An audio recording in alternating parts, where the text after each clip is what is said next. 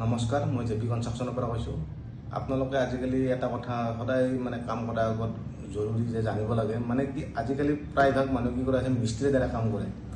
ভাবে মানুহবিলাকে মিস্ত্ৰীৰ দ্বাৰা কৰিলে মোৰ কম খৰচত হ'ব বস্তুবিলাক, কিন্তু আচলতে মিস্ত্ৰী এটাই কিমান ষ্ট্ৰেং লাগিব, কিমান লোড লাগিব, কিমান ৰড দিব লাগিব, সিহঁতে হ'ল প্ৰায় মিস্ত্ৰী এটা জানে, নাজানা বুলি নহয়, কিন্তু কিছুমান মিষ্টেক কৰে কি সিহঁতে হ'ল ইঞ্জিনিয়াৰক নোসোধা কৰি ইঞ্জিনিয়াৰক খৰচ দিব বেছি পৰিব ড্ৰয়িং বনালে, ইঞ্জিনিয়াৰত এনে মিস্ত্ৰীৰ দ্বাৰা কামবিলাক কৰে। তেতিয়া কি হয় ঘৰটোত আজিকালি এনে নৰ্থ ইষ্টত আমাৰ ভূমিকম্প হ'ল জইন পৰি আছে, তেনেস্থলত ভূমিকম্পত বিল্ডিংবিলাক সাধাৰণতে ক্ৰেক হয়।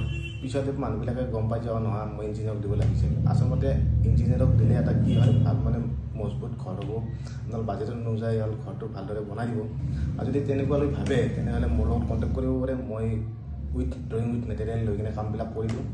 মোৰ অলৰেডি প্ৰজেক্টবিলাক চলি আছে। মোৰ পেজত চালেও গম পাব, মোৰ ইউটিউবো আছে জেপি কনষ্ট্ৰাকশ্যন নামত, সেইটো চালে আপোনালোকে তাত কামবিলাক চলি আছে গম পাব। আৰু যদি ইচ্ছুক হয় তেনেহ'লে মোক ওপৰত দিয়া স্ক্ৰীন নম্বৰত আপোনালোকে যোগাযোগ কৰিব পাৰে।